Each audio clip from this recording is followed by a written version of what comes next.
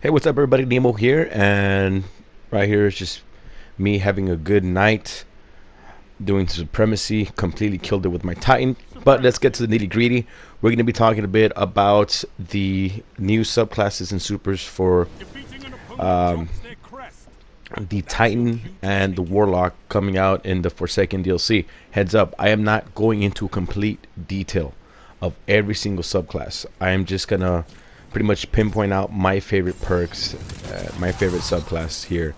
This information I got it from a video I watched last week from a pretty well-known YouTuber, Cactus HD. So take it as a shout out, whatever. I don't even know the dude, but I got the information from him. I gotta put it out there. He did a awesome, very detailed video going through every subclass for the Warlocks, for the Titans, and for the Hunter. So since I'm using my Titan right now, let's start with the Titan. My favorite subclass is going to be for the Sentinel Titan, and they're calling it Code of the Commander. Starting off with the melee ability, I'll really quickly read through, what he went through in the video. So I'll make sure I'll post a link to the video of his. That way you guys can watch it and get the full details and whatnot. But melee ability for the Code of the Commander for the Sentinel Titan. Melee causes explosions. So melees cause explosions, but all void ability damage also attaches a void detonator, and any subsequent damage causes the detonator to go off and attach detonators to enemies caught in the explosion. Yeah. Anyways, melee abilities cause explosions. That void damage creates detonators, and you blow stuff up, and that's pretty cool. Now, there's a perk to the detonators going off. Grenade energy partially recharges for you and nearby allies when the detonators trigger. So that's pretty cool. Now, going to the super. Banner shield. It says, can still be used for offense like normal, but holding guard creates a barrier wall of light that absorbs enemy attacks. Okay, like the bubble already does. But here's the best part about it. Allows ally attacks to pass through. That is so sick. And that's what I'm looking forward to. Right now, I'm using the Striker in this match. And because I'm having a blast using the Striker in Crucible. And but when it comes to, PvE strikes and raiding, I definitely like using the Sentinel for the bubble, for the shielding. And the fact that now this bubble, or if it's going to be a wall shield, a wall of light, or something, whatever. Point being is the fact that your damage, your attacks can go through it. This is dope. That means you can be straight up tank mode with a Sentinel Titan in front of a boss, pop that bubble, keep them busy, hold aggro if you want to call it, if they're, and everybody else just wails on them.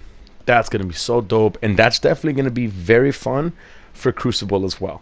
So yeah, it's going to be dope, and I can't wait. So that's it for the Titan. Now let's go over to the Warlock. Now I'm going to start my main favorite subclass for the Warlock. It's going to, this coming DLC is going to be the Dawnblade. I'm going to start using Dawnblade a lot more, mainly for the PvE and also for PvP.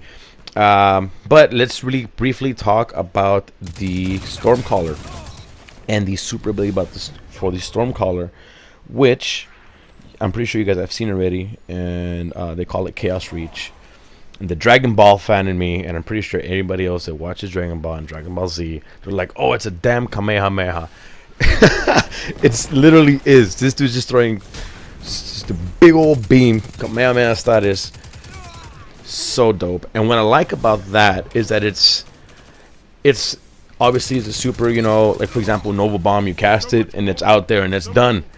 But for this one, for Chaos Reach, it's gonna be interruptible, so you can use half your bar of the energy for the super, interrupt it, and use it later. That is so awesome. And yeah, I look forward to that. But moving on to the Dawnblade, the subclass Attunement of Grace. Melee attacks, burn bad guys, empowers allies.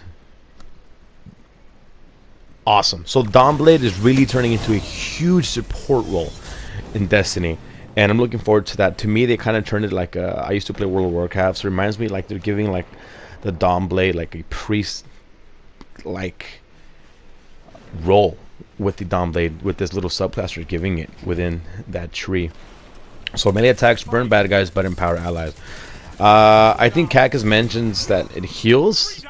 To me, empower sounds like once you do some damage, meleeing either some an NPC in a raid or somebody in the Crucible. It sounds to me like maybe damage increases. We're not sure. Cactus may be right, but just the word empower, what I think empower, it literally means, I would say, a damage buff. But we'll see how it goes. On this subclass, I haven't mentioned already, a 2-minute of grace. Now, this is awesome. Your grenade, by holding it, by cooking it, whatever you want to call it, it turns it into a blessing. A projectile that heals allies and drops retrievable overshield orbs. Dope. That's dope. So for the Voidwalker Warlocks, what do they call it? Because I like using Voidwalker Warlock with my Warlock. It's Devour. You can cook the grenade, and you can use the grenade energy and heal yourself. But now with the Dawn Blade, you can throw it and give your fire team buddy just boom, here, have a heal. Sick. So sick. And we've seen the Well of Radiance, and you slam down your solar sword into the ground and creates this big old AoE effect, this aura. It rapidly heals and empowers your friends. Any ability that heals or empowers helps regen your non-super abilities. So that is so sick. So once again, when I see this and I read this, I think of the Warlock Dawn Blade subclass that they're giving it. They're kind of turning it into a priest. It's going to be a lot of heals, big time support, and that's going to be dope. Definitely for raiding, of course, and strikes. It's like, hey, I need some heals over here. Dawn Blade, boom, there you go. And in PvP and Crucible, how much is this going to help as well? It's definitely, it's now if you guys, you start thinking, okay, we're gonna have a tank, let's say for come on, how can I forget the name of that Crucible match? Shoot. Oh my god, I can't believe I'm drawing a blank here. But Destiny's version of kind of like Seek and Destroy. I'm so sorry guys, I'm drawing a blank here of the actual name. But you plant the bomb. I mean, usually use the the Sentinel Titan already comes in handy, using the bubble or the shield super when trying to cast to trying to lock it down, then activate the bomb. And now we can do that, but now we can do that with somebody behind us shooting at the enemy and making that damage, because it's gonna go, the bullets are gonna go through, the attacks are gonna go through, and that's gonna be awesome. So you can think about it. You can structure your fire team. Okay, we're gonna have one Sentinel, and we're gonna have 2 DPS, and we're gonna have 1 Dawn Blade for the heals. That's awesome, and I look forward to it. And yeah, guys, I mean, this is just me. Quick summary, and I hope you guys enjoy the video. And once again, I'll post the link for Cactus HD's video in full detail of that he goes with every subclass and everything. But once again, Sentinel Titan and Dawn Blade Warlock, I really look forward to playing with them, and I look forward to the Forsaken DLC. I'll talk to you guys later. Likes and subscribes. Thanks again, everybody. You guys have a good one.